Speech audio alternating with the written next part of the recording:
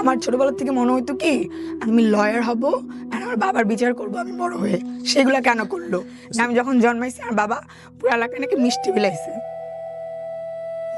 আমি আজকে কাঁদতে চাই না, আমি খুবই স্ট্রং থাকতে চাই। জোর করে মনে করাইতে হবে যে বাবা একটা ম্যাটার করে, বাবা ছাড়া মেয়ে কেমনে বিয়ে হবে, এগুলো আর কি। যতই চাই এগুলো থেকে স্কিপ, কিন্তু এগুলাই ঘুরাই ফিরে সারাউন্ডিং এর প্রশ্নগুলো আসতো। হ্যাঁ, জানে বাবা নাই আশেপাশে অনেকেই, তাও যে গুছাই গুছাই প্রশ্ন করতে হয় তোর বাবা কই থাকে, তোর বাবা কই। আমি কোনো অ্যান্সার করতে পারতাম না আসলে বাবা কই। এরে বাবা ডাকতাম, খালা তো মানে খালু যে খালার হাজবেন্ড তারে বাবা ডাকতাম, এগুলা করতাম। আসসালামু আলাইকুম প্রিয় দর্শক এবং শ্রোতা, আল্লাহ সর্বাবস্থায় আমাদের সবার মঙ্গল করুন সেই দোয়া এবং শুভকামনা জানিয়ে শুরু করছি লাইফের একটি এপিসোড। যে আমার সঙ্গে রয়েছে তার পরিচয়টা তার মুখে আমি শুনতে চাই। আর শুরুতে একটু বলতে চাই, লাইফ ব্র্যান্ডিং বাংলাদেশ ওয়ান এবং আপন ঠিকানা। ওয়ান সম্পর্কে আপনারা রিসেন্টলি জানেন যে আমাদের এটা ইউটিউবে শুরু হয়েছে। এই 4টি অনুষ্ঠানে আপনি যদি আপনার গল্পগুলো তুলে ধরতে চান, আপনি আমাদের কাছে মেইল করতে পারেন, ফোন করতে পারেন। আমাদের ফোন নম্বর হচ্ছে 09639887777। আর মেইল অ্যাড্রেসটিও কিন্তু আমাদের ভিডিওর কোনায় দেওয়া আছে, sharemystory24@gmail.com। নামটা একটু বলেন প্রথমে প্লিজ। আসসালামু আলাইকুম ভাইয়া, আমার নাম হচ্ছে লামিয়া সাদিয়া ইসলাম। লামিয়ার বয়স 28। জন্মস্থান কোথায়, মানে জন্ম জেলা? জন্মস্থান ঢাকা। ঢাকা। শুরু করেন আপনি একেবারে প্রথম থেকে যেভাবে বলতে চান। আপনার এখানের গল্প অনেক বছর ধরেই দেখি, কখনো আপনার এখানে আসবো বা বসবো এটা কখনোই আসলেই চিন্তা করি নাই। বাট সামহাও একটা রাতে ফিল হলো যে আমার মনে হয় আপনার এখানে আসা উচিত। কেন বলা উচিত? তাহলে হয়তো বা আমার মতো এরকম ফিল নিয়ে অনেক ছোট বাচ্চারা 28 ইয়ার্স পর্যন্ত বড় হবে না। আমি একটু ছোট্ট করে আমার পরিচয়টা দিতে চাই। মডেলিং করতাম আগে, আমি একটা বিট চ্যানেলের টপ মডেলের বিউটি প্রেজেন্ট উইন করেছিলাম 2015-এ। ফার্স্ট রানার আপ হয়েছিলাম আমি। তারপর থেকে মিডিয়াতে টুকটাক কাজ করা হয়েছে অনেক, একটা মুভিও করেছিলাম আমি। আচ্ছা, মুভিটা রিলিজ হয়েছে? হ্যাঁ, মুভিটা রিলিজ হয়েছে। রিলিজ খুব মজার একটা ডেটে হয়েছে, 2016 সালের জানুয়ারি 1 তারিখে। এটা অনেক বছর পর জানুয়ারি 1 তারিখে কোনো মুভি রিলিজ হয়েছে। অ্যান্ড এখন আমি দুইটা বিজনেস করছি। একটা লামস ওয়ার্ল্ড, আমার ক্লোদিং একটা ব্র্যান্ড, ওয়েস্টার্ন আউটফিটের। আমি মানে যেটা পরে আছি এটা আমার ব্র্যান্ডের। অ্যান্ড একটা পার্লার আছে, এলিগেন্স মেকওভার। সো আমার এই লুক হয়তো বা আমার গল্পের সাথে যায় না, বাট আমি একটা শুটিং থেকে এসেছি। অ্যান্ড এইটা আসলে অনেক দিন যাবত ডেট আমার নেওয়া, প্রত্যেক দিনই আমি একটু একটু করে চিন্তা করি আসলে কি বলবো। সো আজকের ডেটটা আমি কোনোভাবে মিস করতে চাইনি দেখে আসলে এই লুকে আমার চলে আসা। লুক ইজ নট ম্যাটার, কারণ আমিও একটু আগে ঘুম থেকে উঠে এসেছি, আমি জাস্ট আপনার সঙ্গে আড্ডা দিতে। মানে আমার কাজটাই অ্যাকচুয়ালি এইরকম লুকেই থাকা, লাইক প্রেজেন্ট। সো যারা দেখবেন ক্ষমা সুন্দর দৃষ্টিতে দেখবেন, কাজই আমার। আচ্ছা, সো আমি একটু সামারি দিয়ে শুরু করতে চাই। সামারিটা হচ্ছে, আজকে 28 বছর বয়সে এসে আমার সামহাও একদিন রাতে ফিল হয় যে জন্মের পর থেকে এখন না হয় অনেক দোষ, বড় হয়েছি মনে হয় আমার জন্য, হয়তো কোনো ভুলের জন্য। বাট জন্মের পর তো একটা বাচ্চা নাকি ফেরেশতা থাকে, তার তো কোনো দোষ থাকতে পারে না। জন্মের পর থেকে এই পর্যন্ত আমার লাইফে যা যা যা যা হয়ে আসলো, এটার জন্য কোনোটাই আমার দোষে না, কোনোটাই আমি করি নাই, কিন্তু খুব মানে বাজেভাবে আমি সাফারার। সো এইটাই হচ্ছে সামারি অ্যাকচুয়ালি। কেন সাফারার পুরো গল্পটা আসলে যাব। আচ্ছা, সো বার্থের পর থেকে যাই। আমার বাবার নাম, আমার মার নাম, আমার বার্থ ডেট হচ্ছে 15ই আগস্ট। তো তখনকার কোনো কিছু আসলে আমি তো জানি না। ছোটবেলার থেকে আসলে মার সাথে থেকে বড় হওয়া, মার কাছ থেকে যেভাবে শুনে হয়েছি বড়। সো সেই পর্যন্তই আসলে আসা। জাস্ট 1 মাস আগে জানতে পারলাম মার কাছ থেকে আসলে অনেক কিছুই যেগুলো শুনছিলাম সেগুলোর অনেক কিছুই নাকি সত্যি না। আর আমি খুব অবাক হয়েছি, আর খুব কষ্ট পেয়েছি যে মানে কেন, ওয়াই একটা বাচ্চা ছোটবেলার থেকে মানে মিথ্যা শুনে কেন বড় হবে, বা আসলে কি মিথ্যা বা কোনটা সত্য। তো যেটা হইলো, আমার জন্মের 2 মাস পর মা আমাকে, মানে এগুলো আমার সব শোনা কথা বলতেছি, আমার মা আমাকে নিয়ে আসে বাবার বাহার থেকে। সামহাও তাদের কোনো ক্লাসের জন্য মেবি। সো নিয়ে আসে, অ্যান্ড সে আমাকে একাই বড় করতে থাকে, তার সাথে একাই আমার বড় হওয়া। অ্যান্ড বড় হতে হতে যেগুলো শুনতাম সেটা হচ্ছে তুমি যখন জন্ম হইছো, 15ই আগস্ট আমার জন্ম, তুমি যখন জন্ম হইছো তোমাকে হাসপাতাল থেকে ছাড়িয়ে আনার জন্য আমার হাতের আংটি স্বর্ণ এগুলো বিক্রি করে আর তোমাকে ছাড়াই আনতে হয়েছে। মানে আমার কাছে যদি শুনি একটা বাবা তার মানে সে এক্সিস্ট করে, বেঁচে আছে, তার ক্যাপাসিটিও আছে, আর তারা এখনো ডিভোর্সও না, তার বাচ্চা হয়েছে, সে নাকি হাসপাতালে ছিল না, তার মানে আমার মা নাকি যে স্বর্ণ টর্ণ বিক্রি করে হাসপাতালে বিল দিয়ে নাকি আমাকে ছুটাই নিয়ে আসছে। কারণ এই কথাটা যদি একটা বাচ্চা শুনে শুনে বড় হয় তাহলে তার বাবার প্রতি তার কিরকম ফিলিং মানে জন্মাইতে পারে। সো এই ফিলটা নিয়ে আমার বড় হওয়া। বাবার সম্পর্কে যেগুলো শুনতাম আর কি, যে তোমার বাবার ভালো ছিল না। আমি যখন প্রেগনেন্ট ছিলাম বাসায় গেছি, কাছ থেকে এসে দেখি এক পার্টি করতেছে। এগুলো আপনার মা বলতো? আমার মা বলতো আমাকে পার্টি করতেছে তোমার বাবাকে। শুনলাম, আমি তো আসলে কিছু জানি না, মানে কি যে কোত্থেকে কি বলবো, আমি এত কিছু গুছাই নিয়ে আসছি আসলে কোত্থেকে কিছু। আপনি ওটা মাথায় রাখেন না, আপনি গুছাই নিয়ে আসেন, আপনি জাস্ট আমার সঙ্গে গল্পটা করেন। হ্যাঁ আচ্ছা, সেটাই তো। এগুলো শুনতে শুনতে আপনি বড় হতেন, আপনার কোনো কোয়ারি তৈরি হতো না যে মা কেন এগুলো বলছে? কোয়ারি তৈরি হতো না। আমার ছোটবেলা থেকে মনে হতো কি আমি লয়ার হব আর আমার বাবার বিচার করবো আমি বড় হয়ে, সেগুলা কেন করলো। It's a very important story. আমি জানি না এখন আপনারা যতটুকু দেখেছেন, কয়েকটা মিনিট দেখেছেন, বাট আমি এখানে বলি যে এই গল্পটা যিনি বলতে এসছেন তাকে কোনোভাবেই আমি জাজমেন্ট করব না, প্রেক্ষাপটটা জাজমেন্ট করতে চাই। It's a very important story for any kind of broken family. আমাদের সমাজে যারা আছে তাদের যে কোনো ধরনের ব্রোকেন ফ্যামিলি, এটা একটা অনেক বড় মনোযুদ্ধ, এবং এই যুদ্ধে কেউ হারে না, শুধু হারে সন্তানরা। আমার মার কাছ থেকে শোনা, অ্যান্ড 28 ইয়ার্স পর কিছু আমার বাবার কাছ থেকে শোনা, কোনোটাই আমার কথা না, তাদের কথাগুলো আমি বলতেছি। তারপর হচ্ছে আবার এক সময় একটা ভালো কথা যা শুনছিলাম সেটার জন্য হয়তো বা ভিতরে একটু ভালো লাগা কাজ করতো। এটা আবার বলতো যে যখন শুনছে ওর বাবার মেয়ে হইছে পুরো এলাকার মধ্যে মিষ্টি বিলাইছে। এই একটা কথা আমার কানে বাজতো অনেকগুলো খারাপ কথার মাঝখানে, যা এটা আমার কাছে খুব ভালো লাগতো। এত খারাপ কথার মধ্যে একটা ভালো কথা, যে আমি যখন জন্মাইছি আর বাবা পুরো এলাকায় নাকি মিষ্টি বিলাইছে। আমি আজকে কাঁদতে চাই না, আমি খুবই স্ট্রং থাকতে চাই। তোর বাবা তো একটা বিয়ে করার সময় বলছিল যে নিজের বাসা নিজের বাড়ি, কিন্তু বিয়ে করে পরে যখন গেছি তখন যে দিকে ওটা ভাড়াটিয়া বাসা। অ্যান্ড আমি নিজে বরিশাল্লা মানুষ অনেক অপছন্দ করি, অ্যান্ড সামহাও পরে আসলে জানতে পারি যে আমার বাবার বাসা নাকি বরিশাল।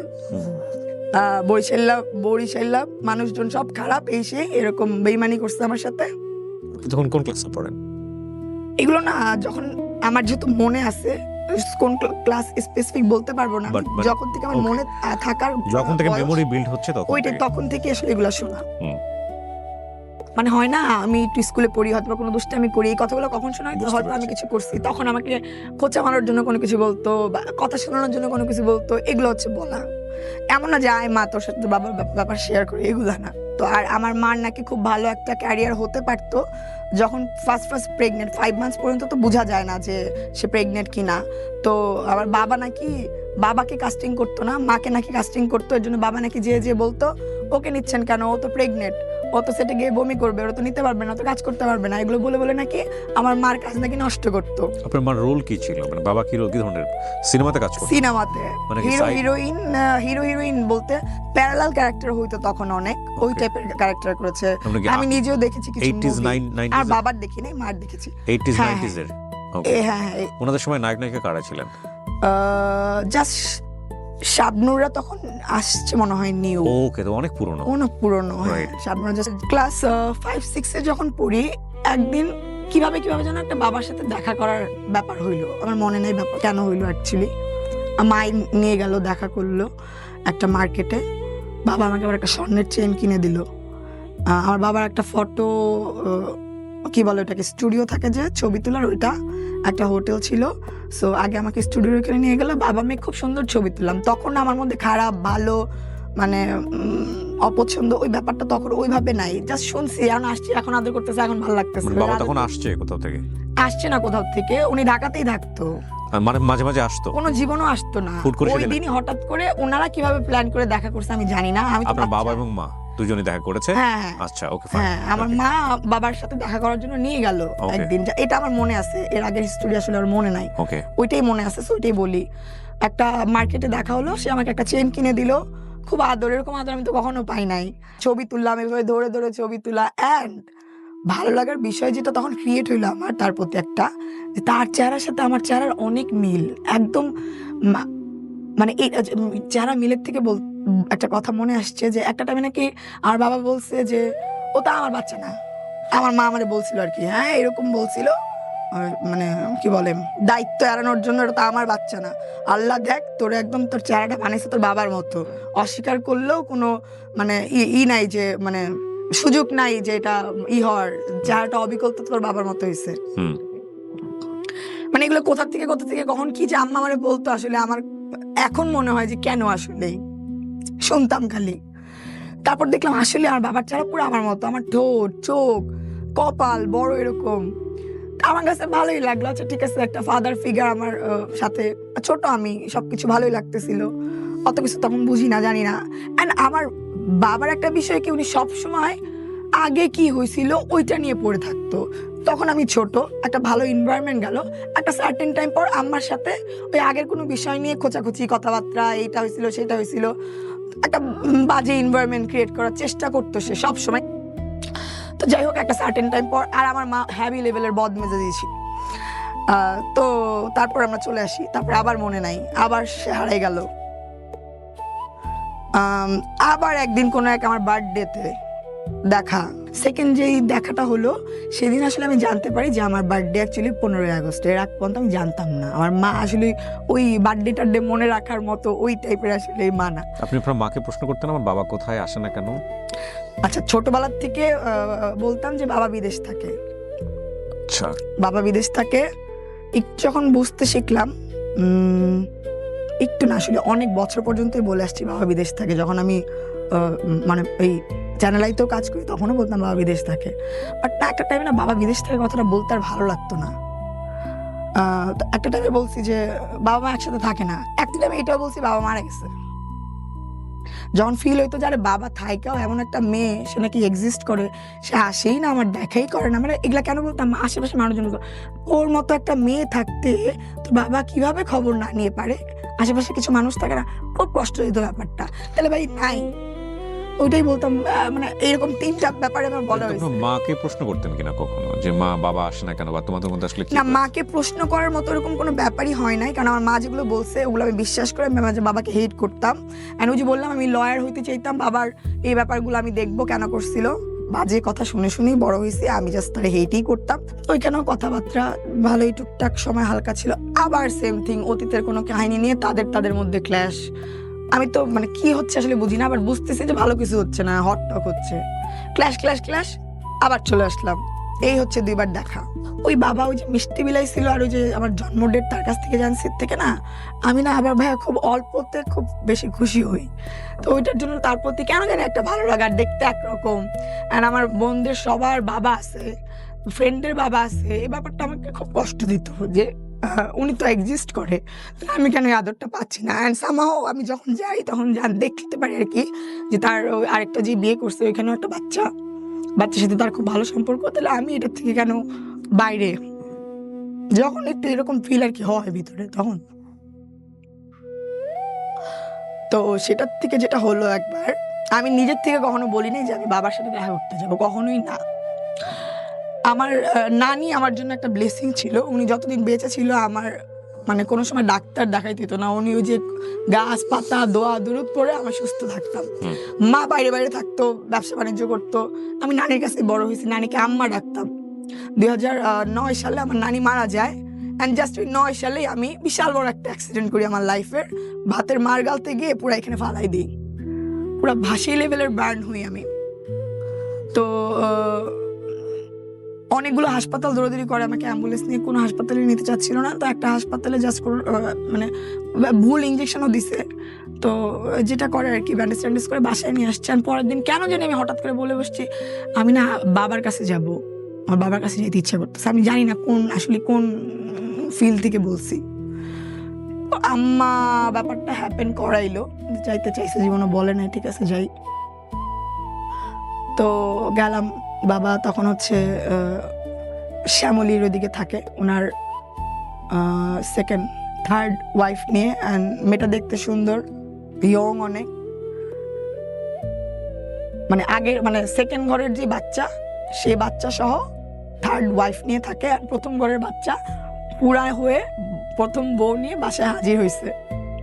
অ্যান্ড যাওয়ার পরে ব্যাপারটা খুবই অনেক ওয়ার্ম ওয়েলকাম ছিল। আমার দাদা দাদি হ্যাভি আদর, তারপর হচ্ছে আমার বাবা কোলে নিয়ে আমাকে 3 তলায় উঠলো। মানে অ্যাকচুয়ালি অনেক আদরের অভাবে বড় হয়েছি, তো এই আদরগুলাই চাইতাম। মানে এইটাই আমার কাছে অনেক ভালো লাগতেছিল, আমার বাবা আমাকে কোলে নিয়ে উপরে উঠছে। তো ওইখানে যাওয়ার পর যেটা হইলো, আমার খুব বাজে লেভেলের বার্ন। আমি হাঁটা শিখা ভুলে যাচ্ছিলাম, এরকম লেগে যাচ্ছিল, কোজা হয়ে যাচ্ছিল।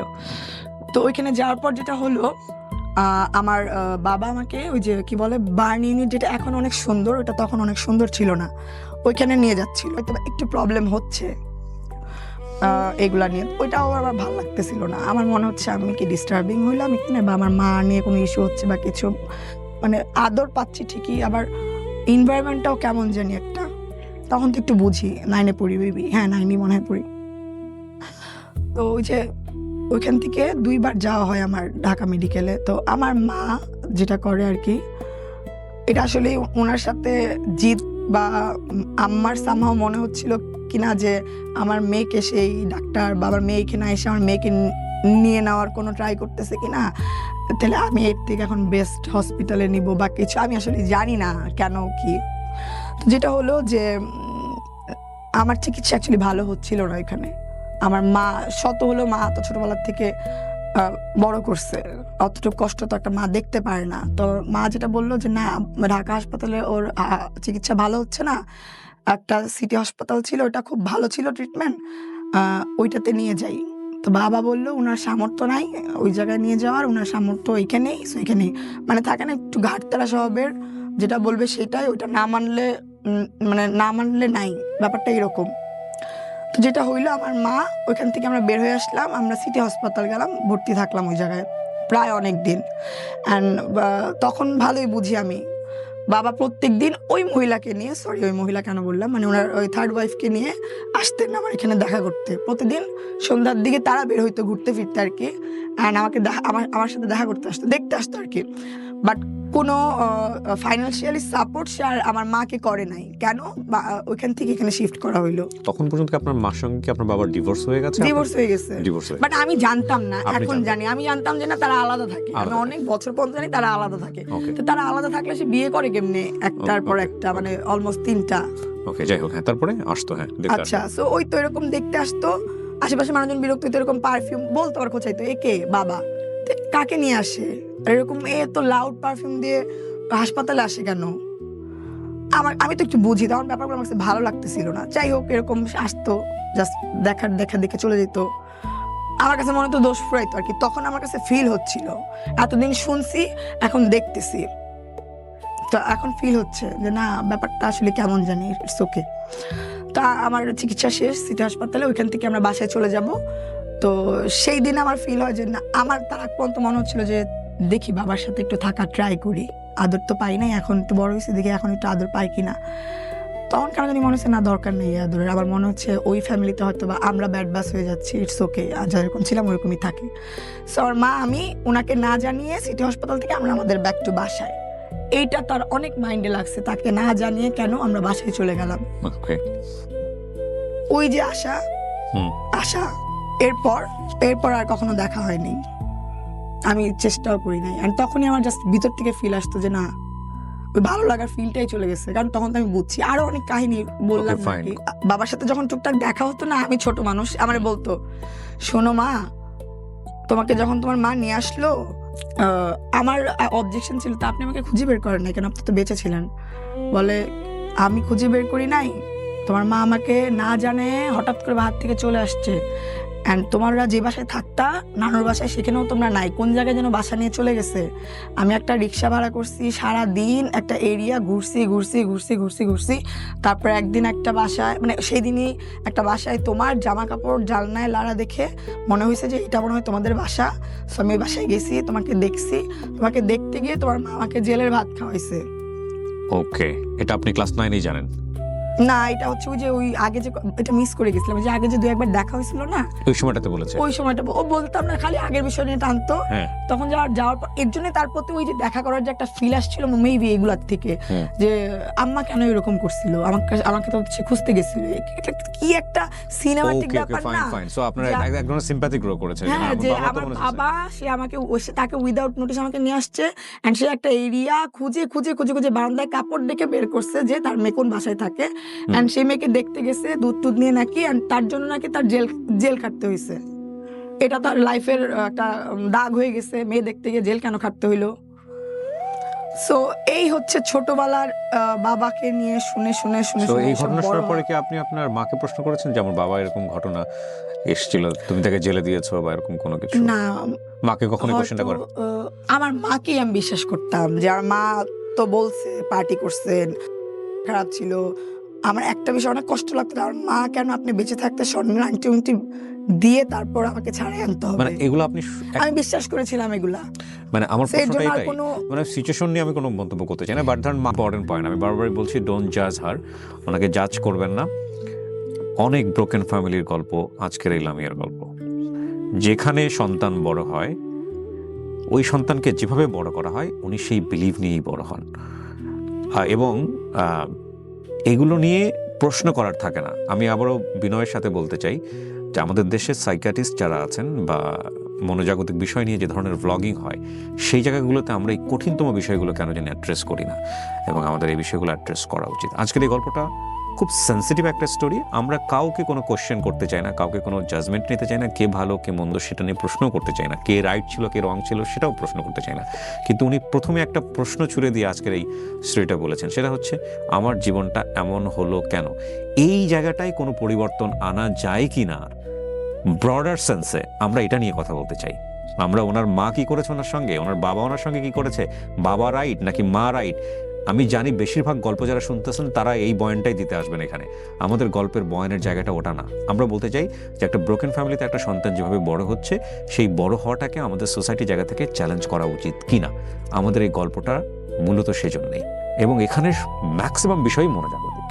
সো ভাইয়া ওই যে বারবার যে বলছেন প্রশ্ন কেন করো নাই, কারণ আমার মা যে ব্যাপারগুলো আমাকে বলছিল, এই এত ক্রিটিক্যাল সিচুয়েশনসে ফিল করছে, আমার কাছে মনে হয়েছে যে তুমি যদি ওটা করেও থাকো বাবা, আমার মাকে তো অনেক কষ্ট দিছো তুমি, তুমি এটা ডিজার্ভ করো। এর জন্য না আমি কখনো কোশ্চেনের জায়গাটা আমার কাছে আসেই নাই, কারণ আমার মা তো অনেক কষ্ট করছে।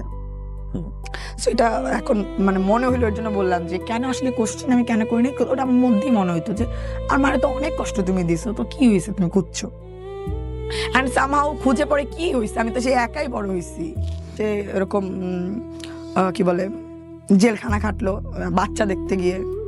এটা সত্যি কেটেছে সে?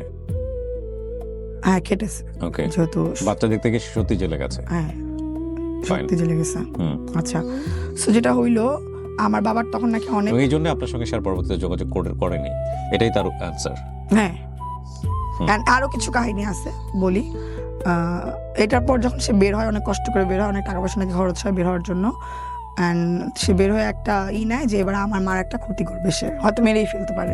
এটা কার কথা? আমার বাবার কথা, এটা রিসেন্টলি শোনার কথা আর কি। ওকে, সো মেরেই ফেলতে পারে।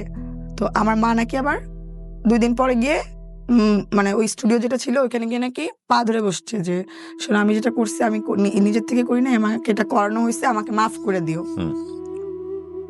ওই তো আর যোগাযোগ হয়নি, তো হয়নি, আমিও আর কখনো ফিল হয়নি আমি যোগাযোগ করবো, বাবা একটা ম্যাটার করে, বাবা দরকার আছে, ওইটা আমি মনে করি নাই। কিন্তু আশেপাশের এনভায়রনমেন্ট আসলে সবসময় মানে জোর করে মনে করাইতে হবে যে বাবা একটা ম্যাটার করে, বাবা ছাড়া মেয়ে কেমনে বিয়ে হবে, এগুলো আর কি। যতই চাই এগুলো থেকে স্কিপ, কিন্তু এগুলাই ঘুরাই ফিরে সারাউন্ডিং এর প্রশ্নগুলো আসতো। হ্যাঁ, জানে বাবা নাই, আশেপাশে অনেকেই, তাও যে গুছাই গুছিয়ে প্রশ্ন করতে হয় তোর বাবা কই থাকে, তোর বাবা কই, আমি কোনো অ্যান্সার করতে পারতাম না। আসলে বাবা কই, এরে বাবা রাখতাম, খালা তো মানে খালু যে খালার হাজবেন্ড তারে বাবা রাখতাম, এগুলা করতাম, বলতাম এ বাবা সে বাবা, এইটা এরকম গেছে আমার ছোটবেলা। তো ছোটবেলা আরো অনেক কিছু আমি জাস্ট 10 থেকেই এই মিডিয়ার এই প্রেজেন্টগুলোতে ছবি দেওয়া এই বিষয়গুলোর মধ্যে কাজ করতে শুরু করলো। সো সামহাও এর মধ্যে আমি মিডিয়াতে টুকটাক কাজ শুরু করি আর কি। আচ্ছা। তো যখন আমি বিউটি প্রেজেন্ট থেকে বের হই, এর মধ্যে তার সাথে কোনো যোগাযোগ নাই। আর আমার মার সাথে হয়তো আমার ভুল ছিল, ছোটবেলায় বাপ ছাড়া বড় হইলে আমার মা অনেক মানে টেক কেয়ার করে রাখতে চাইতো আমাকে। তো একটা ছোটবেলার একটা এইজ থাকে না যে স্কুল থেকে একটু 1 ঘন্টা একটু ফুচকা চটপটি খাবো বা একটু আড্ডা দিব, এইটা আমি ভয় পাইতাম কোনোদিন যে আধা ঘন্টা আমার লেট হয়ে গেছে আজকে আম্মা মাইরা ফেলবে। এই ভয়ে ভয়ে বড় হওয়া হয়েছে। আমারও ইচ্ছা করতো যে একটু যাই ঘুরতে, সেগুলো নিয়ে আমার মার সাথে ছোটবেলার থেকে ক্ল্যাশ লেগে থাকতো। আম্মা একদমই পছন্দ করতো না, আর আমি ওয়েস্টার্ন পড়তে ছোটবেলার থেকেই পছন্দ করতাম। মা পছন্দ করতো না, আবার কিনেও দিত। বসুন্ধরা সিটি যখন প্রথম হয় তখনকার সময় 800 টাকা না 1800 টাকা দিয়ে আমাকে জিন্সের প্যান্ট কিনে দিছে। তখন ছোটবেলায় সে পড়ায় অভ্যস্ত করছেন, বড় হওয়ার পর আমি এগুলোতেই অভ্যস্ত। আমার সালোয়ার কামিজ আমি ক্যারি করতে পারি না, ছোটবেলায় সে পড়ায় অভ্যস্ত করছে না। আমি যখন পড়তে চাই, আমি যখন ফ্যাশন বুঝি তখন দিবে না। থাকে একটা মোমেন্ট, মেয়েদের একটা এইজের আর কি, ওই সময়টা আর কি। তো বাবা নাই, ওরকম কোনো রুটিন নাই বাসার, একটা মা মেয়ে থাকি, খাওয়া দাওয়ার অ্যাকচুয়ালি কোনো রুটিন নাই। এইভাবে আর কি একটা অগুছালো একটা আর কি রুটিন লাইফ হয়ে বড় হয়। Very important topic, very important. বাবা থাকলে যেটা হয়, আমি আসলে যেটা দেখি বাইরে, বাবা অফিস থেকে আসে, একটা খাবারের জোন হয়, একটা টাইমিং থাকে, ওই ব্যাপারগুলো কখনো আমি অ্যাকচুয়ালি সংসার থাকলে যেটা হয়, সংসার থাকলে যেটা হয়, মানে সংসার বলতে আমরা কমপ্লিট একটা সংসার বলতে যেটা বুঝি। হ্যাঁ, মানে আমি আমার ফ্যামিলিতেই দেখতাম এরকম অদ্ভুত সিচুয়েশন, আশেপাশে সবাই খুব গুছানো, আর আমার এই ব্যাপারটা খুবই ভালো লাগতো, আমি চাইতাম, বাট সামহাও আমার কপালে ছিল না। এন্ড এর জন্য আমার নিজের অনেক ইচ্ছা ছিল আমি সংসার করলে অনেক সুন্দরভাবে সংসার করব। আচ্ছা, সো যেটা হইলো, আমি মিডিয়াতে কাজ করা শুরু করলাম। এই আমার মার সাথে একটা ঝগড়াঝাটি ক্ল্যাশ ব্যাপার সবসময় ছিল। অ্যান্ড আমার মাও একটা খিটখিটে মেজাজে ছিল অনেকদিন, মানে তার লাইফে কেউ নাই, সব যার আমাকে পাইলে সব কিছু আমার উপরে দিয়ে উঠানোর চেষ্টা করতো। এবং মা ট্রাইও করে নাই মনে হয় আপনার জন্য। আমার জন্য কি ট্রাই করেনি? মানে তার সেকেন্ড লাইফ বা বিয়ে-শাদী করা, এগুলো আমি আসলে কিছু শেয়ার করতে চাচ্ছি না, অনেক কিছু আছে, এগুলো আমি শেয়ার করতে চাই না। আমি এখানে ইন্টেনশনালি বা ইচ্ছাকৃত কাউকে ভালো কাউকে খারাপ কিছু করতে চাই না। একদম যেটা হয়েছে, যেটা শুনছি, যেটার ফিল, আমি জাস্ট সেটাই বলবো। আমার মাকে ভালো করবো, বাবাকে খারাপ করবো, বা আমি কিচ্ছু না, যেটা হয়েছে আমি সেটাই শেয়ার করবো। তো তার সাথে আমার এরকম একটু খোঁচাখুচি সম্পর্কে তা আমি একটা টাইমে না বিরক্ত লাগতেছিল। এত মানে মারামারি করতো আম্মা খুব, মানে কেন এরকম, মানে মারামারিও ঠিকঠাক, আম্মা করতো। ধরেন আমরা 7 নম্বরে আমাদের নিজেদের একটা বাড়ি ছিল, টিন সেট। আমার পাশের বাসায় আমার শেয়ার করা ঠিক হবে কিনা জানি না, বাট আমি শেয়ার করতে চাবো, কারণ একটা ছেলে বা একটা বাবা ম্যাটেরিয়াল বাসায় থাকলে মনে একটা মা এইভাবে স্ল্যাং ইউজ করতে পারে না। যেটা আমি শুনে বড় হয়েছি, আমি এটা শেয়ার করবো অবশ্যই। আমার পাশের বাসায় 2 তলায় বাসা, আমার মা যদি আমাকে গালি দিত, তো একটা টাইম ছিল হচ্ছে কারেন্ট চলে যেত 1 ঘন্টা করে, ওই 1 ঘন্টা করে আমাদের মানে ছুটি থাকতো যে আমরা বেরোবো, তো তোর মা তো আজকে তোরে দিছে ঠিক মতো, সবাই শুনে ফেলতো বলতো যে অপোজিটে দোতলায় আমার ফ্রেন্ড থাকতো, ও শুনতো, ও পরে বলতো আজকে তোরে দুপুরে এমন দিছে কেন রে। কি লেভেলের যে স্ল্যাং, আমার এটা বলা উচিত হবে কিনা জানি না, বাট কি লেভেলের যে স্ল্যাং, ও মাই গড। এর জন্য আমি একটু বিরক্ত ছিলাম যে মারো, তুমি গালিগালাজ করো কেন। ওইটা থেকে ফিল হতো যে আমার বাবা থাকলে মনে হয় তুমি এগুলা করতে পারতা না, কেউ বলার থাকতো। যে দেখতাম খালুদের মা কেউ দোষ করলেও কিছু বললে যে চিল্লাইতো, আয় কেন বলছো, এই ব্যাপারটা আমি কোনো পাই নাই। তো আমার মার সাথে একটা খিটখিটা ব্যাপার তখন থেকে আর কি একটা টাইমে আসলে ক্রিয়েট হয়।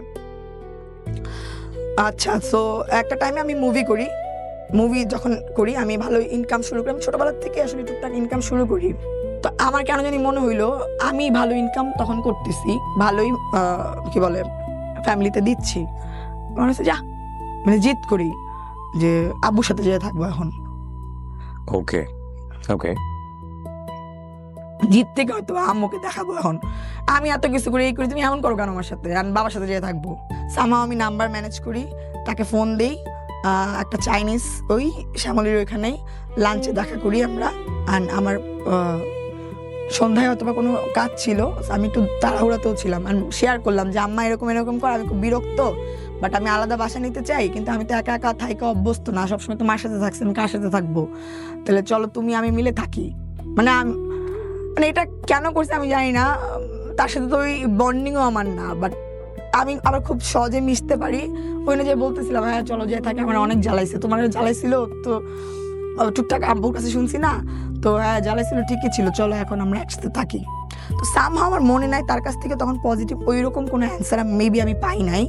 তো ওই যে চলে আসছি, তারপর আবার তার সাথে যোগাযোগ হয় নাই। সিনটা অ্যাকচুয়ালি আমার মনে নাই, বাট একটা কোনো নেগেটিভ থট আমার কাছে দিছিল, যেটার জন্য আমার মনে হয়েছিল থাক মাই ভালো, মার কাছেই যাই, কেন থাক আমার সাথেই তো আছে, কোথাও তো যায় নাই। ছোটবেলার একটা সিন মনে আছে যে তাকে নিয়ে কেউ হয়তো বা অ্যাব্রোড যাওয়ার প্ল্যান করতেছিল, আমি জড়াই ধরে কাঁদতেছিলাম। আমি জানি না, আমি জড়াই ধরে কান্দার সিনটা মনে আছে, বাট সিচুয়েশনটা পরে বলা হয়েছে যে সিচুয়েশনটা নাকি এইটা ছিল। আশেপাশের মানুষজন বলছে আবার মিথ্যা কথা, জানি না অ্যাকচুয়ালি। কাকে জড়াই ধরে? আম্মাকে। মা চলে যাবে দেশের বাইরে? হ্যাঁ, ওই যে বললাম যে আসছি নেগেটিভ থট, মাই তো ভালো ছিল, ওই কথাটা মাথায় আসতেছিল যে আমি জড়াই ধরে একটা সময় কাঁদতেছিলাম যে না মা তুমি যাও না। মানে সামহাও কারোর সাথে তার অ্যাব্রোডে কোথাও যাওয়ার একটা প্ল্যান ছিল, ওখানে মনে হয় আমি অ্যাকসেপ্টেড ছিলাম না, আমি জড়াই ধরে কাঁদতেছিলাম দেখে নাকি আমার মা নাকি যায় নাই। এটা আমার মার কাছ থেকে শুনছি, কিন্তু জড়াই ধরে যে আমি কাঁদছি মানে একদিন সন্ধ্যায়, ওটা আমার মনে আছে, বাট হিস্টোরিটা আমি জানি না। বাট আম্মা এই হিস্টোরিটা বলছে, বাট আদার্স কাছ থেকে শুনছি মিথ্যা কথা, কি কোথায় যাওয়ার কথা ছিল।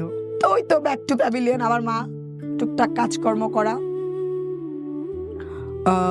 এর মধ্যে আসলে তার সাথে কোনো সিন নাই। সে ওই যে আবার গেল, কিন্তু সে কখনো না, যতই মুখ দিয়ে বলি এই সে হ্যাঁ, তার ভিতরে না মানে খুব একটা কেমন জানি একটা মানে কিরকম কষ্টটা বুঝাইতে পারবো না, সে তো বেঁচে আছে, তো তার কি একটু ইচ্ছা করে না যে মেয়েটার খবর নেই। অনেক স্ট্রংলি দেখাই সবাইকে, কিন্তু ভিতরে কোনো একটা জায়গায় হয়তো কষ্ট লাগে মাঝে মধ্যে, হয়তো কোনো নীরবে বসে আছি মন খারাপ, বাপটা এমন কেন, বেঁচে আছে, তার একটা মেয়ে আছে, তার কি একটু মনে পড়ে না, তার কি একটু ইচ্ছা করে না তার মেয়ের সাথে যোগাযোগ করতে, কথা বলতে, এমন কেন?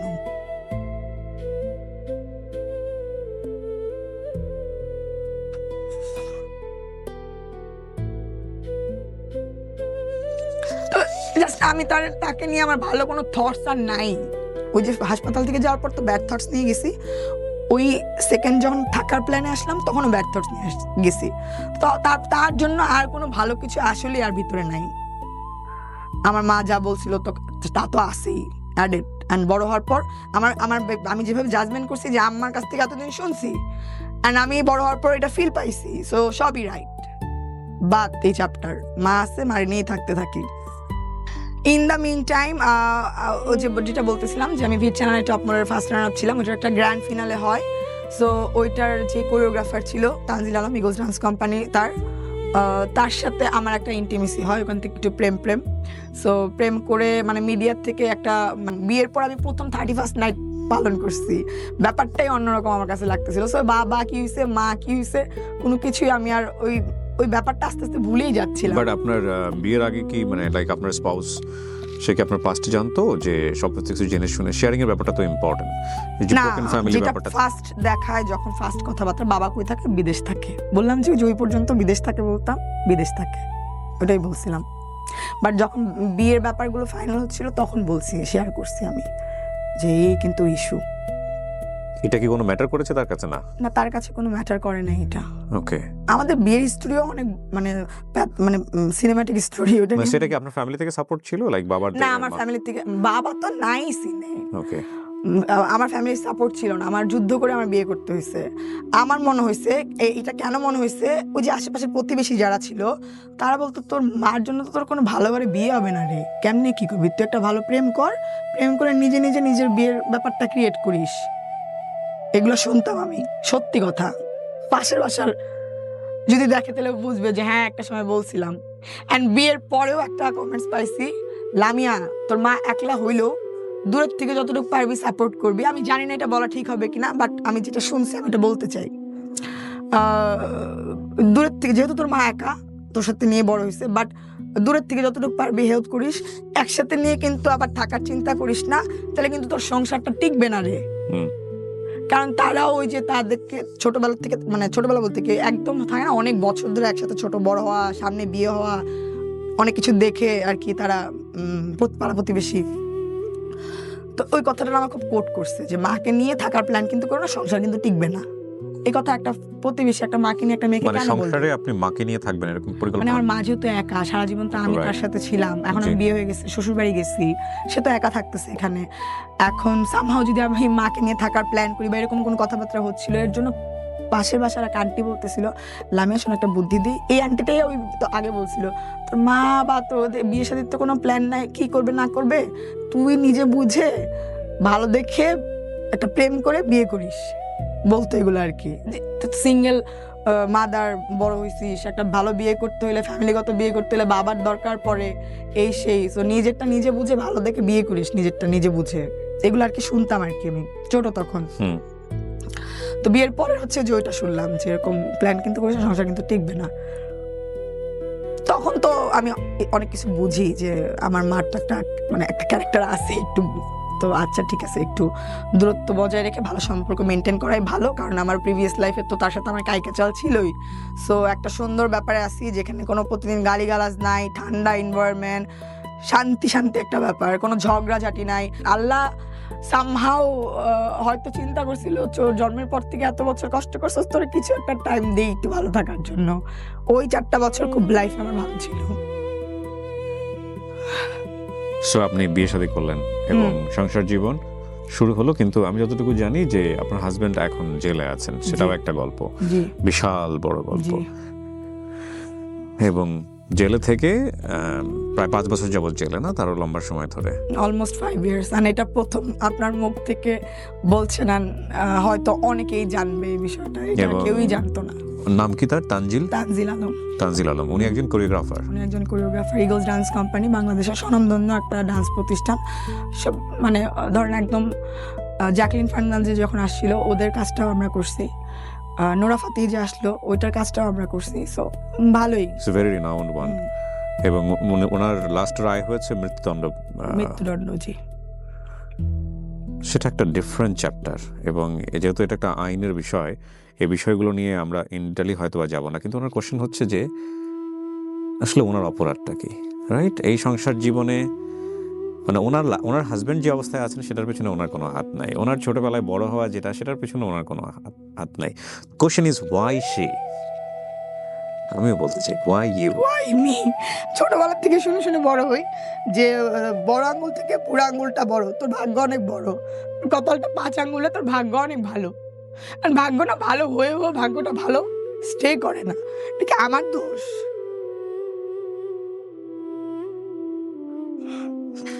And kind of she's also a single mother. তার মেয়ে আছে। হ্যাঁ। বয়স কত? 4+। আর দেখেন না, আমিও বাচ্চারা বড় হইলাম, আমার মেয়েটারও কি ভাগ্য, আমার মেয়েটাও বাচ্চারা বড় হইতে, জাস্ট এই বিষয়টা আমি নিতে পারি না। আমিও সামহাও আমার মেয়েটা মানে ফাদার ফিগার টাইপের কেউ যদি আদর করে ও অনেক পছন্দ করে। তা আমি আমার ক্লোজ পার্সন যারা, আমি বলি থাকে না আঙ্কেল চাচা, পাপা বলো, পাপা, মানে ছোটবেলা থেকে নিজেও কেমন জানি পাপা পাপাই বলে, আর আমি না করি না, থাক ডাকুক, ডেকে মন ভরাকটাও পাপা পাপা বলুক।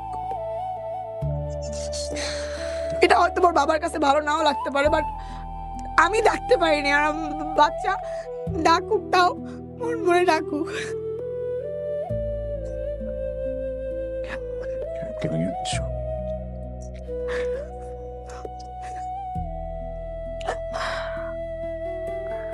না, আমার লাইফের সব থেকে বড় কষ্টের বিষয়টাই এখন এটা যে আমি পারি নাই, আমার মেয়েটারও কেন এমন হইলো। আমার মেয়েটাও সামাওকে শুনবে যে সিঙ্গেল মাদার, ভালো বিয়ে হবে না, এই সেই। এন্ড আমার কাজ করতে হয়, আমি প্রপারলি ওদেরকে সময় দিতে পারি না। হয়তো ও বলবে মা তো সময় দেয় না, মা তো ভালো না, আর আমি কাজে গেলেও বুকটা ওদের জন্য কুচকুচ করে, বাট আমার তো কাজ করতে হবে, 2টা বাচ্চা আমার দেখতে হচ্ছে। সো আমি চাইলেও পারি না যতটুকু সময় ওদেরকে দিতে চাই। দেখেন ওদের কাছেও আমি খারাপ হবো যে মা ভালো না। বাট দিন শেষে আমার বাচ্চা যখন চাবে মা এটা লাগবে, PS4 লাগবে, কম্পিউটার লাগবে, এটা লাগবে, আমি যখন দিতে পারবো না তখনও ভালো না। তো ওইটা যেন আমি ব্যাকআপ দিতে পারি, ওইটার তো আমার ব্যাপারটা কি বলে ইনশিওর করতে হবে।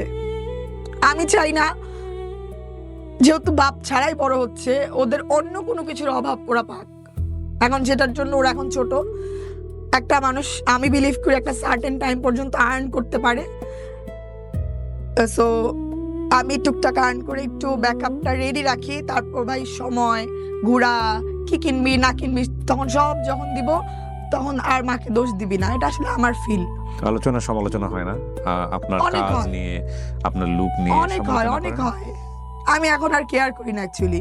আমি 2 দিন না খেয়ে থাকবো, আমি দুঃখে থাকবো, কষ্টে থাকবো, কেউ একবেলা এসে আমাকে ভাত দিবে না, কথা বলতে পারবে, কেউ 2000 টাকা দিয়েও হেল্প করবে না আপনাকে। তো তোরা যখন হেল্প করবি না, তোরা কথা বলবি কেন? আর কথা বললে বল, আমারটা আমি জানি, আমি বুঝি, আমারটা আমার করতে হবে। আচ্ছা, এই অনুষ্ঠানে আমি একটু বলি ওনাকে, উনি আমাকে যখন হোয়াটসঅ্যাপ করেন, ওনার হোয়াটসঅ্যাপে আসছে হচ্ছে ল্যাম্পস ওয়ার্ল্ড নামে। জি রাইট, জি। So lamps world. তো আমি প্রথমে তো এটা খুব একটা আগ্রহ দেখিনি, কারণ এরকম অনেক হোয়াটসঅ্যাপ আমার কাছে আসেন যারা স্টোরি বলতে চান। দেন আমি ওনার পেজে গেলাম, উনি আসলে কি করেন বা ওনার কাজগুলোকে একটু দেখার চেষ্টা করলাম। পরে আমার কাছে মনে হলো যে শি ইজ অ্যান এন্টারপ্রেনার। তো উনি, আপনার পেজের নাম কি বললেন? Lamps world. আমি আমাকে সবাই ছোট্ট লাম ডাকে, তো ওই প্রেক্ষিতে ওখানে গেলাম, গিয়ে আমি দেখলাম, তারপরে উনি আমার স্টোরি একটা সামারি পাঠালেন। তো আমি সাধারণত মনে হলো যে ঠিক আছে, লেটস শুনি, মানে শুনলেই যে প্রচার করতে হবে বিষয়টা এরকম না। তো আমি ভাবিও নাই যে বলবেন শুনি, আমি এটা এক্সপেক্টও করি নাই। আমি জাস্ট একটা টাইমে রিসেন্টলি আর বাবার সাথে কথা বলার পর সে রাখার পর আবার সে একটা ফোন দিল। ফোন দিয়ে সে খুব কান্না একটা মুডে বলতেছে, বাবা রে, জন্মের পরও তুই এরকম কষ্ট পাইলি, বিয়ের পরও তুই শান্তি পাইলি না। খুব স্যাড কান্না ফেসে। আমি খুব স্ট্রং ছিলাম, ওনার ওই টোন আর ওই কথাটা না আমাকে কেন জানি খুব বুকে জোরে আঘাত দেয়। আমি জাস্ট শোয়ার থেকে উঠে ড্রয়িং রুমে বসে সোফাতে বসে আপনাকে আমি মেসেজটা দিই, কেন দিই আমি জানি না, আমার কি দোষ। সো ইউ লিসেন মাই। আমি দেখতাম, ভালো লাগতো আপনার ওই ব্যাপারগুলো, যে মা খুঁজে পায়, বাচ্চা খুঁজে পায়, এগুলো আমি খুব দেখতাম, ভালো লাগতো। কিন্তু কখনো আসবো এটা কখনো চিন্তাই করি নাই। কারণ কেন চিন্তা করবো, আমার তো কেউ হারাই যায় নাই। জাস্ট 1 মাস হবে না, মেবি 1 মাস অলমোস্ট হবেই। হ্যাঁ, কত তোরে খুঁজতেছে, ফোন নাকি ধরস না? বাবা খুঁজতেছে মানে আমি সেদিন অনেক ব্যস্ত, আম্মা এই কথা বলতেছে ফোন ধরস না নাকি। নর্মাল, তোর বাবা ফোন দিতেছে ফোন ধরস না নাকি। আর তার আগে তাদের সাথে একটা কনভারসেশন মেবি হয়েছে, আমি না এতটা বদার ফিল করি নাই। আচ্ছা ঠিক আছে, এত বছর তো আমিও ওয়েটে থাকছি, আমি কাজকর্ম শেষ করি, বাবা একটু ওয়েট করুক, সমস্যা কি। আমাকে আম্মা নাম্বার পাঠালো, এই যে নাম্বার, অনেক বয়স্ক মানুষ অনেক কষ্ট করে নাম্বার খুঁজে বের করছে, ফোন দে। সেদিন আমার মা ভয়েস টেক্সট, একটু পরপর ফোন দিছস, কথা বলছস, দেখা করার প্ল্যান কর, পাগল হয়ে গেছে সেদিন আমার মা। আমি অবাক, কেন, ওয়াই? আমার কাছে তার এই ব্যাপারটা একদমই ভালো লাগে নাই। বাবা ফোন দিছে, এক্ষুনি দেখা করার প্ল্যান কর, কালকে ডিনার করার প্ল্যান কর, এই সেই হ্যান ত্যান, পুরো ব্যাপারটা আমার কাছে কেমন জানি লাগতেছিল। আরে আমি কাজ করতেছি, দৌড়াইতেছি, ওনার জীবনে একটা জিনিস হ্যাপেন্ড হয়েছে, এখন এটা আমি করি, আমার কাছে ভালো লাগে নাই। সো যাই হোক, আমি তাকে ফোন দেই নাই। সেই দিন বা তার পরের দিন মনে হয় সে নিজেই আমাকে ফোন দেয়, আননোন নাম্বার। হ্যালো, আসসালামু আলাইকুম, কে? আমি তোমার বাবা। আমি তখনও বাইকে অনেক দৌড়ের উপর, বাবা আমার মোবাইলে অ্যাকচুয়ালি চার্জও নাই, আর আমি একটা কাজে যাচ্ছি, টুকটাক কনভারসেশন চলতেছিল আর কি, এরকম। ও, ওই যে বললাম তার কথা শুরুতেই হচ্ছে থাকে এই যে, বাবা এত বছর একবার প্রয়োজন মনে করলা না একটু খবর নিতে। আমি একটাই বাইকে চলাকালীন অবস্থায় তাকে রিপ্লাইটা এটাই দিলাম, আসলে বাবার কাছ থেকে ওইরকম কোনো ফিল আমি পাই নাই যে বাবার খোঁজ নিতে হবে, খবর নিতে হবে, এর জন্য আসলে নেই বাবা। কষ্ট করে তোমার নাম্বারটা ম্যানেজ করছি, তখন আমি জানি না সে কি করে, তখনও আমি জানি না যে আমার বাবা কি করে। এটা মনে হয় পরে শেয়ার করলেই ভালো হইতো। সো আমার আশেপাশে টুকটাক অনেকেই তো জানে ব্যাপারটা, বলতেছে কি এই তুই কথা বলছ না কেন, ফোন দিয়ে কথা বল, আঙ্কেল মনে হয় অনেক টাকা পয়সার কোটিপতি হয়ে আসছে, ছোটবেলা থেকে যা যা পাস নাই সব 28 বছরের টা একবারে এখন শোধ করবি, নিবি, এই সেই। আমার আশেপাশে বলতেছে এই কথা বলছ না, বল দেখ কই থাকে কি করে। আমি একদমই ইন্টারেস্টেড না, কি করে না করে তার দরকার নাই আমার কিছু। আমি এখন অনেক নিজে যতটুকু পারি ভাই আমি অনেক হ্যাপি। ছোটবেলা থেকে যখন দরকার ছিল তখন পাই না, এখন দরকার নাই। তো আমি বাসায় যাই, সেদিনকে রাতে আমি তাকে ফোন ব্যাক করি। ব্যাক করার পর সে আমাকে বলতেছে ওই যে তখন কথাটা বললাম বা ফিল হয় নাই কেন বাবা, বাবার দোষ কি ছিল? ওই সেম কথা আবার ঘুরায় ফিরে যেগুলো শুনছি সেগুলোও আছে, আর নতুন কিছু জিনিস আছে। তোমাকে খুঁজতে গিয়ে জেল খাটলাম, এই বাবার খবর নিতে তোমার প্রয়োজন মনে হলো না?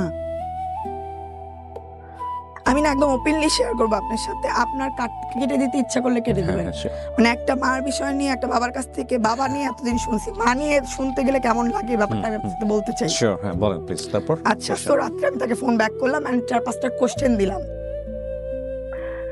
ছোটবেলার থেকে আসলে তোমাকে নিয়ে যেগুলো শুনে বড় হয়েছি, এন্ড ওই যে পড়ার সময় যখন তোমার কাছ থেকে ব্যাক আসছি, ছোটবেলা এন্ড বড়বেলার ফিল নিয়ে আমার আসলে মনে হয় নাই তোমার সাথে আমার যোগাযোগ করা উচিত। আমার মনে হয়েছে তুমি তোমার একটা জগৎ, তোমার একটা ফ্যামিলি নিয়ে তুমি ব্যস্ত, সো তোমাকে ডিস্টার্ব করা মনে হয় না আমাদের ঠিক হবে। আমি তোমার কাছে কিছু কোশ্চেন করি, এগুলোর অ্যান্সার দাও, অ্যান্সার দেন, আপনি করে কথা বলতেছি। এন্ড ওই যে হাবি জাবি জেল এইটা সেটা এগুলো বলতেছিল। এন্ড আরেকটা কথা শেয়ার করলো যে জেলে তো একবার গেছিলই, আসার পর নাকি সে আবার হয়তো ট্রাই করছে, তখন নাকি কোন কালা জাহাঙ্গীর বা এই টাইপের কোনো ডন টন ছিল, এদেরকে দিয়ে নাকি বাবাকে ডাকাই নিয়ে আসছে কোনো এক আন্ডার কনস্ট্রাকশন বিল্ডিং এ। এন্ড ওইখানে যেয়ে নাকি দেখে আম্মাও দাঁড়ায় আছে ওনাদের সাথে, এন্ড বলা হয়েছে যে ডিভোর্স হয়ে গেছে, অনধিকার চর্চা কেন করো এখন এসে হ্যান ত্যান। তো সে নাকি সামহাও অনেক কষ্টে ওখান থেকে বের হয়ে আসতে পারছে, না সেদিনই নাকি তার সামনে পিস্তল ছিল, সে নাকি শুট আউট হয়ে যেতে পারতো, বেঁচে আসছে ওখান থেকে। আমি বললাম একটা মহিলা মানুষের ওই আমলে কোন কালা জাহাঙ্গীর এই ছিল, আকাশ ছিল, এই ছিল, আপনার কি কোনো প্রকাশ বিকাশ ছিল না? মানে এগুলা হচ্ছে তার মানে উসিলা যে এর জন্য ওই একবার তো জেল খাটছে, একবার এরকম নিয়ে গেছে, এর জন্য সে কখনো ট্রাই করে নাই। আমি যখন শুনতেছি তখন আমি কি শোনেন, আমার সাথে যদি এখন এরকম কিছু হয়, ওর বাবা বের হওয়ার পর যদি ওর বাবার মনে হয় আমি বাচ্চা কাচ্চা ঠিক মতো পালন করতে পারি না বা কিছু বাচ্চা নিয়ে যাবে, আমাকে 50 বার যদি জেল কাটায়, কালা জাহাঙ্গীর করে, এই করে সেই করে, আমি যতদিন আমি এই শ্বাসটা চলবে ততদিন যাবত আমি একটা মেয়ে হয়েও ট্রাই করে যাব যে না, আমি যেন আমার বাচ্চাকে আমার মতো করে পাই, হোক বাবার কাছেই থাকুক, বাট আমিও যেন পাই ওইটা। আমি আমার লাস্ট নিঃশ্বাস পর্যন্ত ট্রাই করে যাবো। একটা মেয়ে মানুষ হয়ে এখন আমার ফিল, আর এটা যদি কখনো আমার সাথে হয় আমি এটাই করব। আপনি যে কথাটা বলতেছেন, আপনার এই কথাতে আমি একদমই মানে কি বলে ইমপ্রেস হইতে পারলাম না। সে একটা মেয়ে মানুষ, তার প্রকাশ বিকাশ আছে, আপনি একটা ছেলে মানুষ, আপনার কোনো আকাশ বিকাশ ছিল না এটার ফিডব্যাক দেওয়ার জন্য?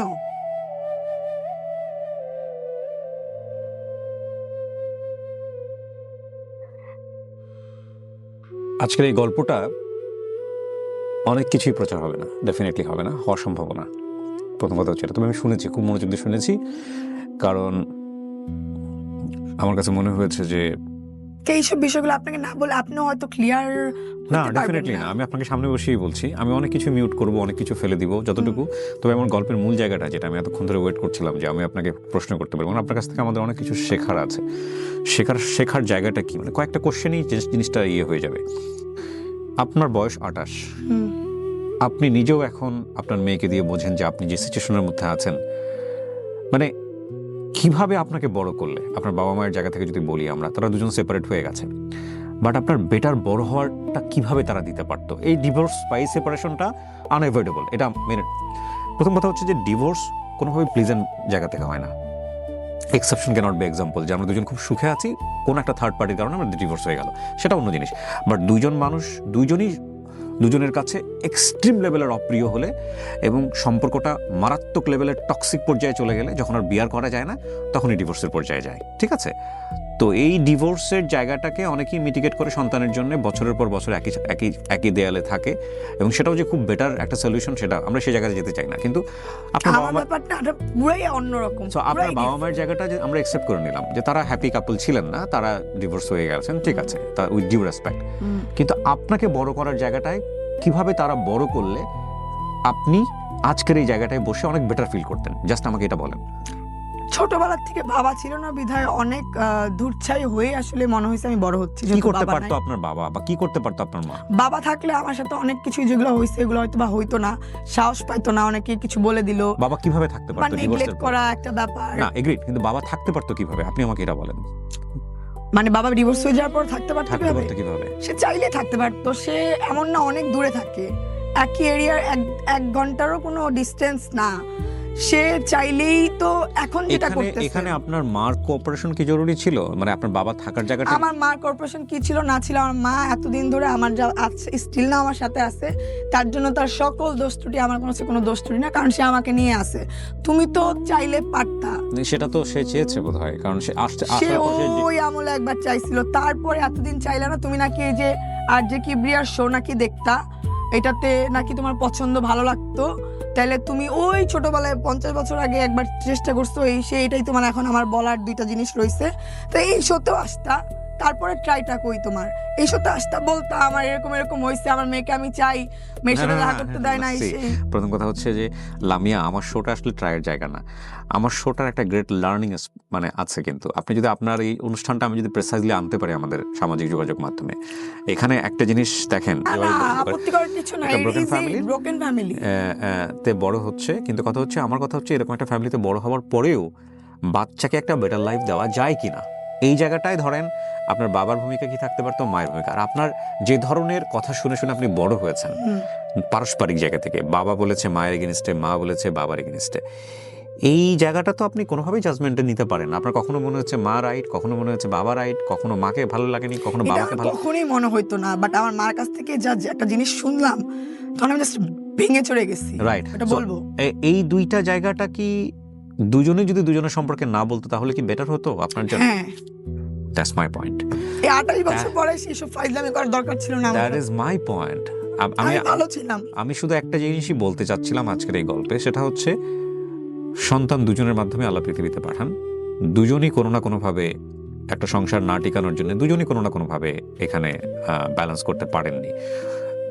কে পেরেছেন কে পারেননি সেটা বড় বিষয় না, বিষয়টা হচ্ছে মিউচুয়াল রেসপেক্টের জায়গা থেকে, সমঝোতার জায়গা থেকে এরকম হওয়া উচিত। আমরা including me, I am not giving advice, হওয়া উচিত। যেহেতু মা হিসেবে সে দুনিয়াতে নিয়ে এসছে, সুতরাং তার জায়গা থেকে অ্যাক্সেস থাকবে, বাবা হিসেবে যেহেতু নিয়ে এসছে তার জায়গা থেকে। হ্যাঁ, তারপরে আমরা ডিফারেন্ট ফ্যামিলিতে চলে যাই, কিন্তু এই বাচ্চার মুখের দিকে তাকিয়ে এটা একটা খুবই কমপ্লেক্স একটা জায়গা। কারণ সংসার জীবনে দেখা গেল ছেলে পরবর্তীতে যাকে বিয়ে করছেন, বাবা যাকে বিয়ে করছেন, তিনি হয়তো কোনোভাবেই এক্সপেক্ট করছেন না যে তার সন্তান বা তার প্রিভিয়াস ওয়াইফ সেখানে একটা নর্মাল অ্যাক্সেস থাকুক, সেটাকে খুব সহজভাবে নিতে পারেন না, ভাইস ভার্সা, সেটা মহিলার জায়গা থেকে হতে পারে। কিন্তু আমরা আসলে কোনো উদাহরণ সেট করতে পারি কিনা, আমি এই গল্পটা প্রচার করে আমি আসলে ইনভাইট করতে চাই, যদি এরকম কেউ থেকে থাকেন যে না ব্রোকেন ফ্যামিলিতেই হয়েছে কিন্তু তারপরও বাবা এবং মা খুব সুন্দরভাবে জিনিসটাকে মেনটেন করেছেন, এবং এটা নিয়ে তাদের মধ্যে কোনো ধরনের কোনো শ্লাঘা নেই, এটা নিয়ে তাদের মধ্যে কোনো ধরনের কোনো কষ্ট নেই, যে না, যে বাবা যেভাবে বড় করেছেন, মা যেভাবে বড় করেছেন, তারা ডিভোর্স হয়ে যাওয়ার পরেও এই বড় হওয়াটা বেস্ট বড় হওয়া ছিল, এবং সন্তান হিসেবে তারা দুজনকে নিয়ে প্রাউড ফিল করেন। আমি এই রকম সন্তানকে খুঁজতেছি আজকের এই এপিসোডটা প্রচার হওয়ার পরে, বিকজ আমি কিছু এক্সাম্পল সামনে নিয়ে আসতে চাই। দেখুন, divorce is a part of life, divorce হবেই, ডিভোর্স হওয়া উচিত। কারণ একটা মানুষ একটা টক্সিক সম্পর্কে সারা জীবনে কেন থাকবে? এটা রিলিজিয়াসলিও যেমন অ্যাকসেপ্টেবল, তেমনি সামাজিকভাবেও অ্যাকসেপ্টেবল। মেয়ের ভালো লাগছে না, হাজব্যান্ডের ভালো লাগছে না, ওয়াইফের ভালো লাগছে না, টিকতে পারছে না, ভাই জীবনটা তো একটাই, ঠিক আছে, বেটার অপশন আপনারা জানেন, ফাইন। কিন্তু সন্তানের ওপরে সন্তান এফেক্ট হবে, কিন্তু সন্তান একটা ট্রমার মধ্য দিয়ে বড় হবে, সে কখনো বাবার পক্ষে, কখনো মায়ের পক্ষে, মার কাছ থেকে বাবার সম্পর্কে। আমি জানি না ডেঞ্জারাসটা আমি হয়তো শুনবো আপনার কাছ থেকে, কিন্তু কতটুকু আনতে পারবো এখানে। কিন্তু আমি যেটা বলতে চাই যে এই এনভায়রনমেন্টটা থেকে বের হয়ে আসার জন্য কি করা যেতে পারে, এবং এটার একটা ইনস্টিটিউশনাল ফ্রেমওয়ার্ক থাকা উচিত কিনা, যে ডিভোর্স হয়ে যাওয়ার পরে সন্তানকে বড় হয়ে যাওয়ার জন্য যে একটা কাউন্সিলিংয়ের জায়গা বাবা মাকে বা সন্তানকে, যে ঠিক আছে ফাইন এইভাবে বড় করা উচিত, রাষ্ট্রীয় জায়গা থেকেও একটা সুন্দর অবয়ব থাকা উচিত কিনা। এবং এটা খুবই ডিফিকাল্ট একটা জায়গা, কিন্তু এটা নিয়ে আমাদের মনে হয় কাজ করা উচিত, কারণ যে হারে ডিভোর্সের সংখ্যা বাড়ছে সারা বাংলাদেশে, সাফারার তো সন্তানরাই হচ্ছে, এবং সেই সন্তানের সাফারিং, বাবা মা সাফারিং তো ডেফিনেটলি হন, কিন্তু সবচেয়ে বড় সাফারিং তো এরা হন। তো সেই জায়গাটি থেকে আমাদের মনে হয় এখন একটা বড় অ্যালার্মিং যে আমরা আসলে সন্তানদেরকে কিভাবে বড় করবো। আপনি কখনো সাইকিয়াট্রিস্টের কাছে গেছেন? আপনার ফিল হয়েছিল বাট যাইনি। কখনো সুইসাইডাল অ্যাটেম্প্ট নিয়েছেন? কখনোই হয় নাই। জাস্ট নাও ইট ইজ মনে হয় আল্লাহ মরে গেলে মনে অনেক শান্তি লাগতো। আই জাস্ট হেট এই সুসাইড ম্যাটারটা। কখনো চিন্তাও করি নাই আমি কখনো চিন্তা করবো এটা। কিছুদিনের মধ্যে অনেক কিছুর জন্য ফিল হয় যে মরে গেলে মানে সব ঝামেলা যাইতো গা লাইফ থেকে। একটা কথা আমি একটু অ্যাড করতে চাইবো, অনেকের মনে হইতে পারে অনেকে তো ব্রোকেন ফ্যামিলির আছে, এত মানুষের তো এত কষ্ট না, তোমার এত কেন কষ্ট হচ্ছে এখন? সো আমার ছোটবেলার একটু করে আমি বেড়ে ওঠাটা বলবো যে কেন কষ্ট, কেন বাবা থাকলে মনে হয় এটা হইতো না। খালি ব্রোকেন না, আমি মার সাথেও থাকতে পারি নাই তখন। যেটা হইতো ক্লাস 5 পর্যন্ত না হইলেও আমি 10টা স্কুল, মাদ্রাসা, হোস্টেল চেঞ্জ করা হয়েছে আমাকে। এরকম এরকম এরকম আমার মারও দোষ দিব না। ওই যে সিঙ্গেল হয়ে গেলে তখন তো ঘাড়ে পড়ে টেক কেয়ারের ব্যাপারটা, টাকা পয়সার ব্যাপারটা, সেটা নিয়ে ব্যস্ত ছিল। আমি নানির কাছে থাকতাম, একবার খালার কাছে থাকতাম। খালা কয় আমি তোরে তো বড় করছি, মানে এখন বড় করছে আমার খালা, আমার নানি একটা ব্লেসিং আমার জন্য। তারা সময় দিছে বিধায় টুকটাক এই ফ্যামিলি ম্যানার্সটা ভিতরে আছে মেবি। মা ছোটবেলার থেকেই আসলে বাইরের কাজগুলো সে খুব ভালো করতে জানতো। তো যার জন্য আমার কষ্টটা যে এরকম একবার থাকলাম ছোট খালার বাসায় নানির সাথে, আবার একবার মাদ্রাসায় হোস্টেল, মানে হোস্টেলে ছোট, আমি সবার থেকে ছোট। মাদ্রাসায় গেছি, মাদ্রাসায় সবার থেকে বাচ্চা একটা মানুষ, আমি খাইতে পারতাম না ঠিক মতো, আমার পাশের মানুষ আমাকে খাওয়াই দিত। হোস্টেলে গেছি, হোস্টেলে সবার থেকে ছোট্ট একটা মানুষ, নার্সারির বাচ্চা হোস্টেলে থাকে, আমার থাকতে হয়েছে। তারপর যেটা হইলো, যখন আরেকটু বড় হইলাম, আমাকে আমার ইংলিশ মিডিয়ামে পড়ার অনেক ইচ্ছা ছিল। তো আমার মা ধানমন্ডিতে, আমার বড় খালা, ছোট খালা গেল, নানু গেল, এবার বড় খালার কাছে গেছি। আমার লাইফটা দেখেন কি যা যাবর। বড় খালার কাছে গেলাম থাকতে ধানমন্ডিতে, একটা ভালো স্কুল। মা চেষ্টা করলো ওখানে পড়ানোর জন্য, বাট মা তো মিরপুর থাকে, যাওয়া আসা অনেকই। তো খালার বাসায় থেকে আমি ওই স্কুলে পড়াশোনা করব। আমার তখন পড়াশোনার সাথে ওই সময় বাচ্চাদের পড়াশোনা নিয়ে এত মানে ফ্যাসিনেশন থাকে না। আমার খুব ভালো একটা ফ্যাসিনেশন ছিল, ভালো একটা স্কুল, ভালো একটা এনভায়রনমেন্ট, ফাইনালি আমি এনজয় করতেছিলাম। স্কুলে যাচ্ছি আসতেছি, আমি রাত্রেবেলা আমার খালা দুই খালার মেয়েকে নিয়ে বসে সিরিয়াল দেখতো। অ্যান্ড আমি যখন স্কুল থেকে কি আমার তো টিচার ছিল না, তখনও টিচার দেওয়া হয় নাই। সো অঙ্ক না বুঝলে আমি যাইতাম, আপুরা তখন কলেজে পড়ে, কেউ 10-এ পড়ে, যাইতাম আমি বুঝাই দেওয়ার জন্য যে আপু একটু বলো না এগুলো কেমন কি। একদিন করলো, 2 দিন করলো, 3 দিনের দিন ওনাদের সিরিয়াল দেখাতে ডিস্টার্ব হচ্ছিল। আমি স্কুল থেকে সব শিখে আসতে পারি না, এই জায়গায় এসে এখন গুতাই কেন, বারবার গুতাই কেন। আমি না ওই কথাটা খুব কষ্ট পেয়েছি, সেই ছোটবেলার কষ্ট। পুষে বড় হয়েছি খালাকে নিয়ে, অনেক করছি খালার জন্য। খালা কিডনির রোগী ছিল। একটা জিনিস খেয়াল করবেন, এই ধরনের অনুষ্ঠানের ক্ষেত্রে আমার মনে হয় যারা মনোবিজ্ঞান, আমার মনে হয় এটা একটা এত বড় গ্রাউন্ড। এই যে যারা একটা সেপারেটেড ফ্যামিলিতে বড় হয়, যেসব বাচ্চারা, এরা মনের দিক থেকে খুবই নাজুক পরিস্থিতির মধ্যে থাকে, এবং আপনি এদেরকে যদি কোনো ধরনের কোনো হিট করে কোনো কথা বলেন বা কোনো কিছু করেন, এরা এত স্ট্রংলি এটা পোষে এই কারণে ওরা ভাবে যে আমার যদি বাবা থাকতো তাহলে হয়তো বলতে পারতো না, আমার বাবা মা যদি একসাথে থাকতো তাহলে হয়তো এনারা এতটা সাহস পেত না।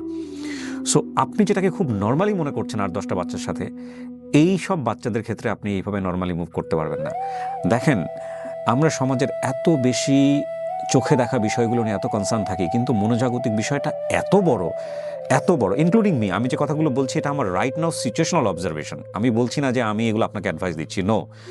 কারণ আমি যা বলছি সেটা আমার এই মুহূর্তে অনুভূত হচ্ছে বলে। এটার যে আমিও প্র্যাকটিস করতে পারি বিষয়টা এরকম না, কিন্তু আমাদের এই বিষয়গুলো নিয়ে কাজ করা উচিত, ডেফিনেটলি কাজ করা উচিত। আমি এগ্রি করি। আমি একটা বলবো যে কিরকম ব্রোকেন ফ্যামিলি বা বাচ্চারা বড় হওয়া ব্যাপার, যে বাচ্চাগুলো আছে, আমি বলবো অ্যাকচুয়ালি ফ্যামিলি যারা আদার্স আছেন তারা ভরপুর বাচ্চাটাকে আদর দেন, ওকে ব্যাড ফিল দিয়ে নি না যে অনেক ফেলনা। এবং আমি এটাও বলবো যে বাবা এবং মায়ের জায়গাটা থেকে একটা মিউচুয়াল রেসপেক্ট থাকা উচিত। আপনারা সংসার যখন করতে পারছেন না, একটা মিউচুয়াল রেসপেক্ট থাকা উচিত যে তুমি আমার সন্তানের মা, তুমি আমার সন্তানের বাবা।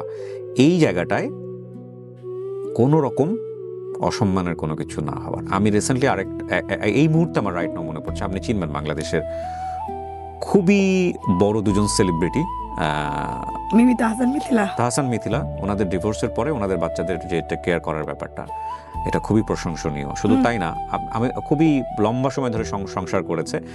আমি এসআই টুটুল এবং তানিয়ার কথা বলছিলাম।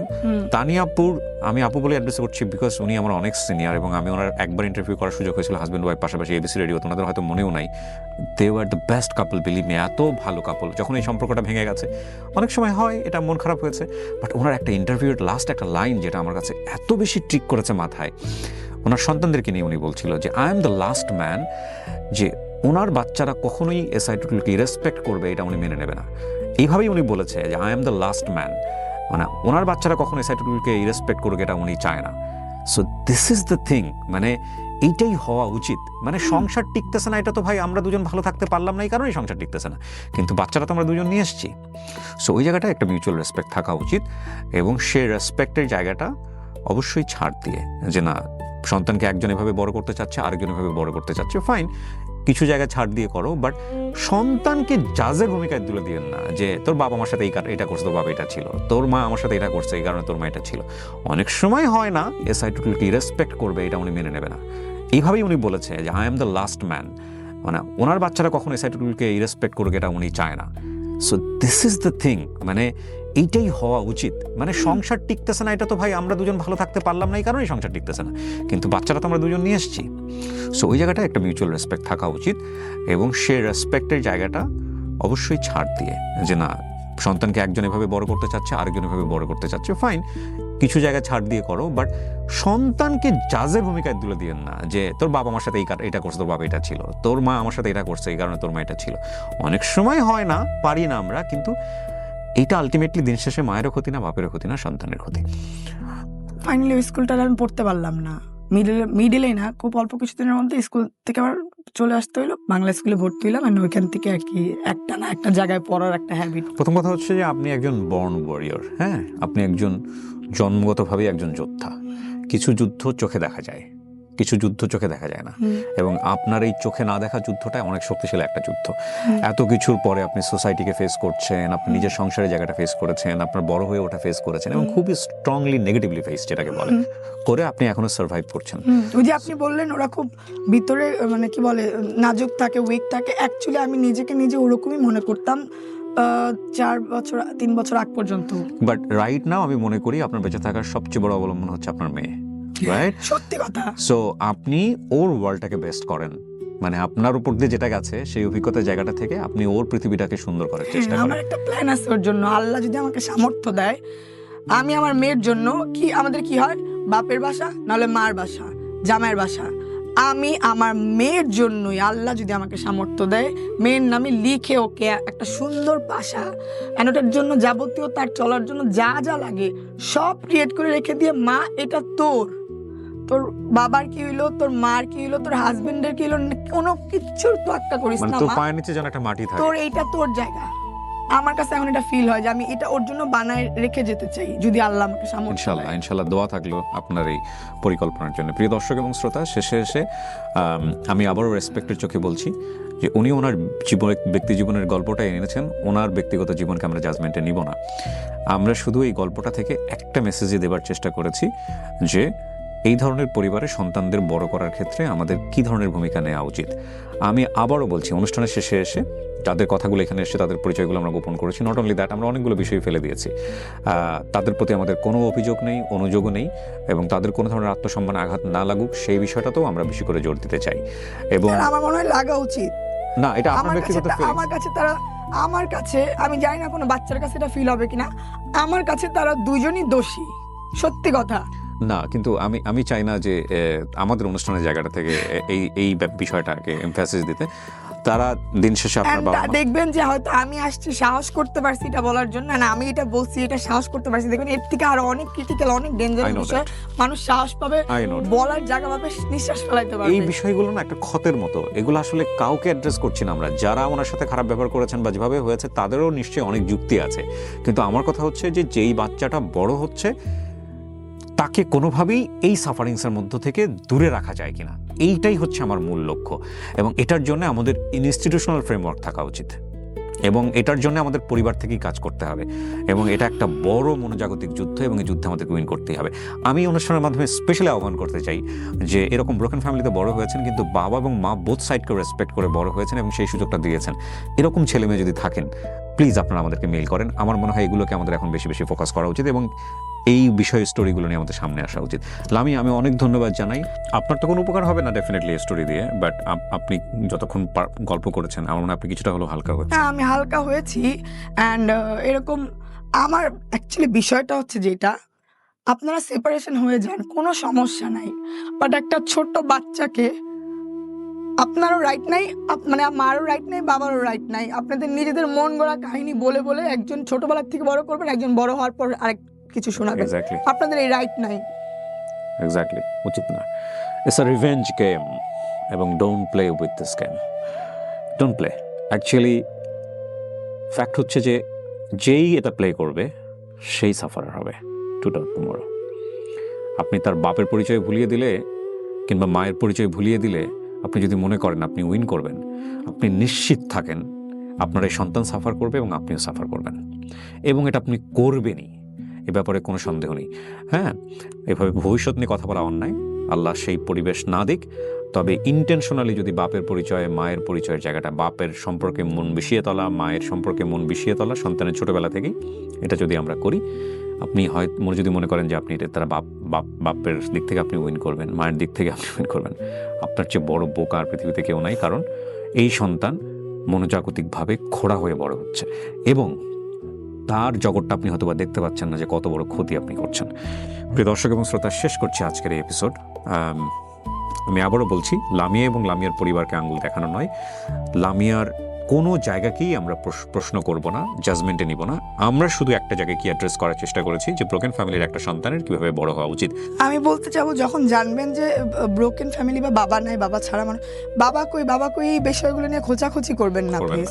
অনেক আদর দেওয়ার চেষ্টা করবেন, ওরা একটু আদরই চায়। যারা বাবা ছাড়া আসলে বড় হয়, বাবার আদরটা তো একটু ডিফারেন্ট লেভেলের, আবার ওটা চোখে দেখি মনে হয় ওয়াও, এটা অনেক ডিফারেন্ট, এটা পাওয়ার ব্যাপারটা যেন কেমন। সো ওই মানুষগুলোকে যতটুকু পারবেন আদর দিবেন, ওই খোঁচাবেন না। শেষ করছি আজকের মতো। অনেক ভালো থাকুন। আসসালামু আলাইকুম।